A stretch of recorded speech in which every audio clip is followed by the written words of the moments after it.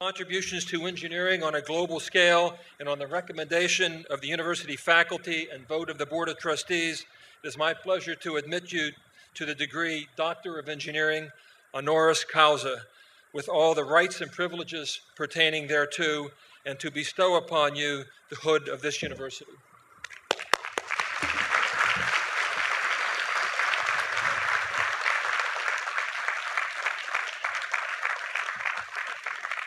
I now invite Dr. Mayer to present the commencement address. Dr. Mayer.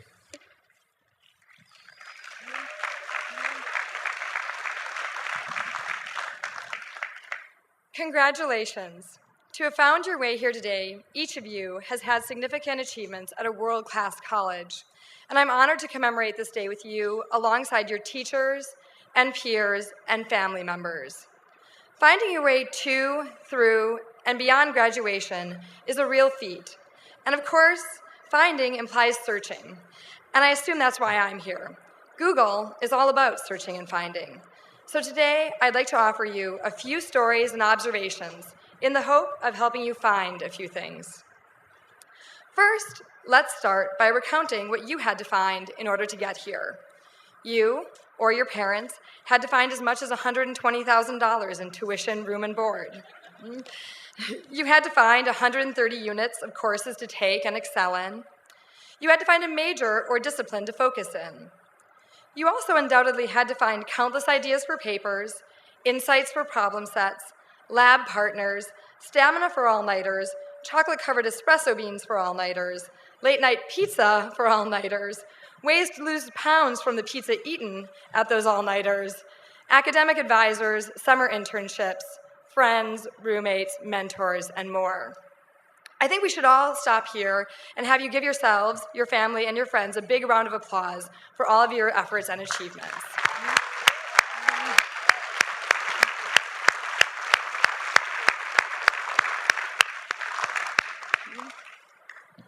All in all, it's an amazing accomplishment to have reached this point, and you should be very proud.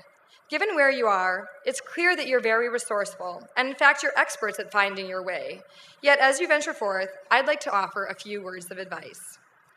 The first piece of advice is that you have to find something that you are really passionate about. This is perhaps the hardest search most people ever embark on. For me, finding my passion started with science camp. Yes, that's right, I said science camp. I am that big of a nerd. I can't even tell you how much fun the non-Newtonian fluid fights with cornstarch and water were, but I digress. The summer after my senior year of high school, I got to attend the National Youth Science Camp, and it was an amazing place filled with amazing people. But one person was more amazing than all the others. His name was Zoon Win. Zoon was a brilliant guest lecturer. He was a medical doctor and postdoctoral student at Yale, and he gave all of us campers brain teasers and puzzles that kept us riveted for hours. One afternoon, while a group of us were going on and on about Zoon's brilliance, one of the counselors jumped in and said, "You know, you have it all wrong. It's not what Zoon knows, it's how Zoon thinks." The counselor went on to point out that what made Zoon so amazing wasn't the facts that he knew, but rather how he approached the world and how he thought about problems. In fact, the most remarkable thing about Zoon was that you could put him in an entirely new environment or present him with an entirely new problem, and within a matter of minutes, he would be asking the right questions and making the right observations. And from that moment on, perhaps more than anything because Zoon's name almost makes the phrase sound like a Chinese proverb, the phrase, "It's not what Zoon knows, but how Zoon thinks," stuck with me. And it definitely stuck with me at the end of my freshman year of college. I was sure I wanted to be a doctor and had taken tons of chemistry and biology courses, which of course amounted to flashcards. Flashcards of chemical equations, flashcards of phyla of the animal kingdom. I'm sure many of you out there are glad to be putting behind you what was hopefully your last set of flashcards. But for me, I was memorizing facts, and I was good at memorizing facts. But I had this nagging voice in my head saying, "It's not what Zoon knows, it's how Zoon thinks." Around that same time, I had taken an introductory computer science course to fill a requirement, and I found it exhilarating. Every week was a new problem. Every week was a new way of thinking about a new problem. I loved the logic of it, the reasoning. I was hooked. And then building on that, I found something called symbolic systems, which was a major that blended philosophy, psychology, linguistics, and computer science together. It was the study of how people reason. How better to learn to think like Zune than to study how people reason? Symbolic systems led me to artificial intelligence, then to a master's in computer science, which led me to Google, which interestingly led me back to some of my work on cognition from school. But through it all, I was lucky. I found something I was really excited about early. Finding something you are passionate about gives you a sense of purpose and is a big part of happiness. To find it, though, you need to be honest with yourself, observant, and make the most of the situation. Which brings me to my next piece of advice on finding things. Find the smartest people you can and surround yourself with them. Working with smart people means that you'll be challenged to do your best. You'll have to strive to keep up with them, and as a result, they will elevate your thinking. When there are better players around you, you get better. I first noticed this when I was growing up. I had a friend, Laura Beckman. Laura tried out for the volleyball team her junior year of high school, and at the end of the tryouts was given a hard choice: bench on varsity or start on JV. Most people, when they're faced with this choice, choose to play and will pick JV. Laura did the opposite. She chose varsity, and she benched the whole season. But then an amazing thing happened. Senior year, when she tried out, she made varsity as a starter, and all the JV starters from the previous year benched. And I remember asking Laura, "How did you know to choose varsity?" And she said, "I just knew. I just knew if I got to practice with the better players every day, I would become a better player, even if I didn't get to play in the games." How does the sporting example relate to smart people? I deeply believe that the same thing happens intellectually. When you surround yourself with smart people, they challenge you to think harder and in entirely different ways. My quest to find and be surrounded by smart people is what brought me to Google. When I was looking for a job as I graduated, I chose my job based on where the smartest people were. At Google, the first employee, besides the founders, is a guy named Craig Silverstein. And to this day, I count Craig as one of the 5 smartest people I've ever met in person. And I'm also privileged now to count him among my closest friends. When Craig interviewed me, we ended up so deeply embroiled in a calculation of CPU and disk space required to take each search click as feedback into the relevance algorithm that I completely forgot that Craig had given me an additional task of ending the interview promptly at 4 p.m. so he could move his car and avoid getting a ticket. Of course, with all that discussion of CPUs, disks, and the like, I completely lost track of time. It was 4:15 before I knew it.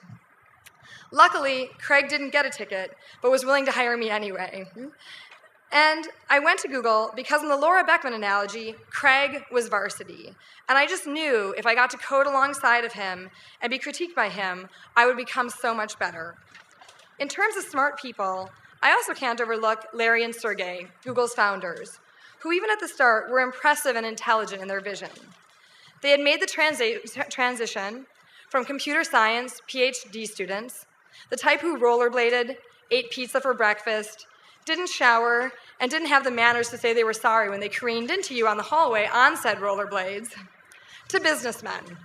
Businessmen who rollerbladed, ate pizza for breakfast, didn't shower, and careened into you on their rollerblades in the hallway without saying they were sorry. But businessmen who also had a vision for how they wanted to change the world and how search could do it. I was very lucky to find Google and the smart people there, and I encourage each of you to find the smartest people you can and work with them. My third piece of advice is also on finding people, and it's to encourage you to find allies rather than adorers.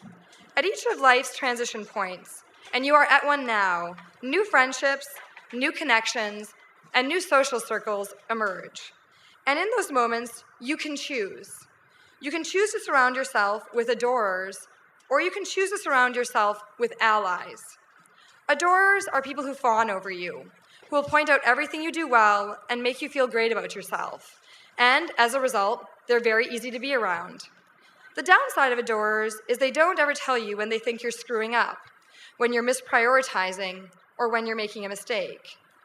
Instead, I encourage you to seek out allies. Allies will tell you when you've done something well, but they'll also be honest with you when they feel you are making mistakes or not living up to your potential. This is especially important in the job market. Work for someone who believes in you and invests in you, someone who wants you to be better and will be honest with you all along the way. I've been blessed with a number of wonderful allies along the way. My parents, various teachers, and at Google, Eric Schmidt, our CEO, Larry, Sergey, Craig, my boss Jonathan, just to name a few. These allies have all given me a lot of responsibility and a lot of feedback on how to improve. Find peers, managers, and leaders who challenge you to be the best you can be and then help you achieve it. Okay, the next thing that is important to find is courage. Courage to do things you aren't ready to do. This is probably the scariest piece of advice I'm giving you today. Do something you're not ready to do. My life has been shaped by 4 major decisions to do things I wasn't ready for. As a naive 18-year-old from Wisconsin, I moved 2,000 miles away from home to go to college. As a disheartened biology and chemistry major, I changed my major to symbolic systems when I could barely describe to my parents what symbolic systems was, let alone what I could do with such a degree. I moved to Zurich, Switzerland for a summer to do research, despite the fact that I don't speak any German. And in 1999, when I was graduating with my master's, I chose to work at an unheard of 8-person startup with a ridiculous name. Each of these 4 decisions put me in entirely over my head, each in different ways. The last one, the startup, particularly so. In 1999, the search engine market was fractured across about 12 different players. InfoSeek, Lycos, AltaVista. Most of these search engines were long gone before you all hit puberty. But the basic gist was that in 1999, the world didn't need another search engine. Yet when I interviewed at Google, Larry and Sergey were determined they could change the world through search and laid out a vision around how. At the end of the interview, Sergey handed me a business card printed with a dot matrix printer on the cardstock equivalent of typing paper, where if you looked closely at the edges, you could see the perforations where he had torn the cards apart himself. And he told me to get back to him. I went home and contemplated it. I could already imagine being the brunt of all family reunion jokes when I was 40. Let's face it, the company name itself is like a punchline. I could hear my parents already. When Marissa graduated, she went to a company called, get this, Google. In my mind, I gave the company about a 2% chance of succeeding, which is about 100 times what I would give the other startups I was talking to at the time. But I still realized we would most likely fail. The turning point for me was when I realized that I would learn more at Google trying to build a company, regardless of whether we failed or succeeded, than I would at any of the other companies I had offers from. Doing something you aren't ready to isn't comfortable. For me, and I assume for many of you, it gives you that uneasy, upset feeling in your stomach, that sense that this time you may have gotten too close to the edge. But in pushing through that discomfort, you'll learn a lot more about yourself. You'll learn to do something you didn't think you could do, or you'll learn where your limits are. Either is valuable. It's important to push through that uneasiness, though, because in that moment of finding your courage, you really grow and you really reach. I'll say it again, do something you're not ready to do. My next piece of advice is to find places where you're comfortable. This may seem like the antithesis of my previous point, but it's not. You can't achieve your potential or change the world if you're shy or self-conscious or inhibited. Believe it or not, I am very shy. I don't like meeting new people, going to parties, or mingling with strangers. Growing up, I was always the kid in class who knew the answers and never raised my hand. Interestingly, at Google, my colleagues are floored by this observation, because there, I'm not shy at all. What's different? I'm in my element. I'm surrounded by people who are just as geeky as I am. They're interested in the latest gadgets, the most intriguing snips of JavaScript, where technology is going, and how those trends might shape our future. Passion and an amazing neutralizing force. By being comfortable in your environment, you're freed of your insecurities and the things that hold you back but don't need to. Find places where you're comfortable. My last piece of advice isn't about helping you find things, but rather how you can help others find things. It's also an observation on how the world and companies are changing in the information age, and how best to facilitate innovation and creativity. My advice, be an information fountain. Information used to be scarce and expensive, and power came through hoarding it and brokering it. Today, it's just the opposite. Power comes from sharing information. Tell everyone everything. The more valuable, the better. Sharing leads to connections. Connections lead to collaboration. Collaboration leads to creativity and innovation. Creativity and innovation are what change the world. Lack of sharing can kill innovation in big companies, where divisions turn into information fortresses. They compete with each other and end up guarding information from each other as zealously as they do from competitors. Everyone loses as a result. Help others find their way by sharing the information and ideas you have. In conclusion, we live in a world with perhaps entirely too much information, opportunity, and choice. And in that world, finding the right piece of the puzzle becomes increasingly hard and increasingly important. I wish I could make finding passion, courage, smart allies, or places of comfort as easy as a Google search. I can't. But that said, I'm very optimistic that all of you will find your courage, your voice, and your role in changing the world we live in for the better. Thank you, and good luck.